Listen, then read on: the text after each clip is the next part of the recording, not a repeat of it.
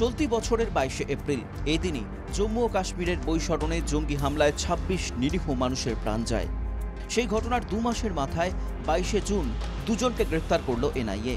যদিও জঙ্গি হামলায় যুক্তরা এখনও পাকড়াও হয়নি। জঙ্গিদের মদতদাতা সন্দেহে দুজনকে গ্রেফতার করল এনআইএ। ধৃতদের নাম পারভেজ আহমেদ চৌধার এবং বসির আহমেদ চৌধার বলে জানিয়েছে এনআইএ। পহেলগাঁওয়ের বাটকোটের বাসিন্দা পারভেজ আহমেদ চৌধার এবং হিল পার্কের বাসিন্দা বসির আহমেদ চৌধার, খবর এনআইএ সূত্রে। ২২শে এপ্রিল বৈশরণের উপত্যকায় যে জঙ্গিরা হামলা করেছিল তাদের সঙ্গে ধৃতদের প্রত্যক্ষ সহযোগিতার তথ্য পেয়েছে এনআইএ।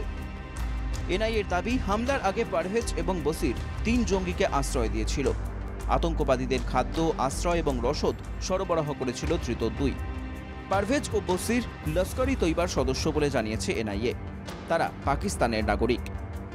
১৯৬৭ সালের বেআইনি কার্যকলাপ প্রতিরোধ আইনের ১৯ নম্বর ধারায় এই ২ অভিযুক্তকে গ্রেফতার করেছে এনআইএ। পহেলগাঁও কাণ্ডের ২ মাস পর এখনও অধরা জঙ্গিরা। সূত্রের খবর, এনআইএর একটি টিম এখনও রয়েছে উপত্যকায়। জঙ্গিরা কোথায়? Bureau report, NKTV Bangla.